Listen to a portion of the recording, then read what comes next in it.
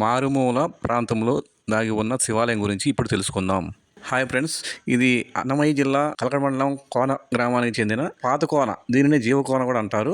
ఇది చూడవలసిన ప్రదేశం. కొండల మధ్యలో దాగి ఉన్న శివాలయం. శివుని మహత్యం తెలుసుకోవాలంటే కాలినడకనే పోవాలి, వెహికల్స్ పోయేదానికి లేదు. ఇది పురాతనమైన గుడి. గుడి దగ్గరికి వెళ్ళబోతున్నాము. ఇక్కడ గురించి ఇప్పుడు తెలుసుకుందాం. ఇక్కడ గుడి ముందర రావి చెట్టు, యాప చెట్టు, నాగరాళ్ళు కూడా ఉండావి. ఇక్కడ పూజలు అందుకుంటున్న నాగరాళ్ళు, యాప చెట్టు. ఇక పెళ్ళిళ్ళు కూడా జరుగుతాయి.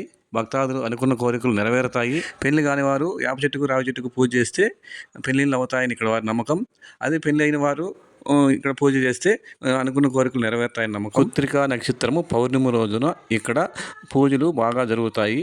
బయట నుండి బెంగళూరు, తిరుపతి నుంచి భక్తులు ఇక్కడికి విచ్చేసి నైట్ అంతా జాగారం చేస్తారు. ఇక్కడ ఈ శివలింగము కొండపైన వెలిసిన శివలింగము. ఈ రోజు ఇక్కడ శివలింగానికి ప్రత్యేకంగా పూజలు జరిగాయి, అభిషేకాలు కూడా జరిగాయి. కృత్తికా నక్షత్రం సందర్భంగా ఇక్కడికి భక్తులు వచ్చారు. శివునికి ఇష్టమైన ఉమ్మెత్తికాయలతో దీపారాధన చేస్తారు.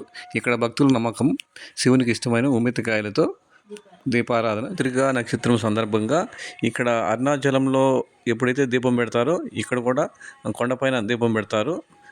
అందువల్ల ఇక్కడికి భక్తులు వేలాదిగా వస్తారు. ఈరోజు కొండపైకి వెళ్తారు.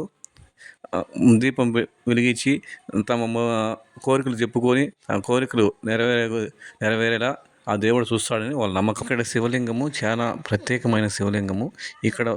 ఇక్కడ ఉన్న భక్తుల నమ్మకం ఏమిటంటే సంతానం లేకుండా ఉండేవారికి సంతానం ఇచ్చే సత్యమైన శివయ్య కాబట్టి కోరికలు నెరవేరుతాయి. కాబట్టి కోరికలు నెరవేరినప్పుడు ఇక్కడ వచ్చి వాళ్ళ కోరికలు చెప్పుకొని వాళ్ళ బాధ విన్నవించుకుంటారు. భక్తులు అనుకున్న కోరికలు నెరవేరాలంటే ఇక్కడ నైటు నిద్రపోవాల్సి వస్తుంది. నిద్రపోయాక వాళ్ళు అనుకున్న కోరికలు నెరవేరుతాయని ఇక్కడ వారి నమ్మకం.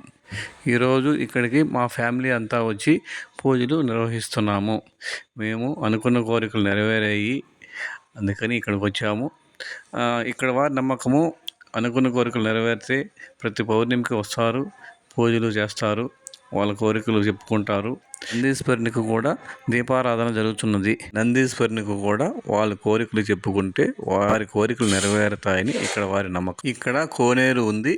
ఈ కోనేరు తాగునీరుకి ఉపయోగపడుతుంది. స్నానాలు చేయొచ్చు. ఇదే నీరు వంటకు వాడతారు. ఇక్కడ దీపాలు పెట్టి వాళ్ళ కోరికలు చెప్పుకొని స్నానం చేసి వెళ్తుంటారు. పసుపు కుంకుమ నీళ్ళల్లో వేసి వాళ్ళ కోరికలు చెప్పుకుంటారు.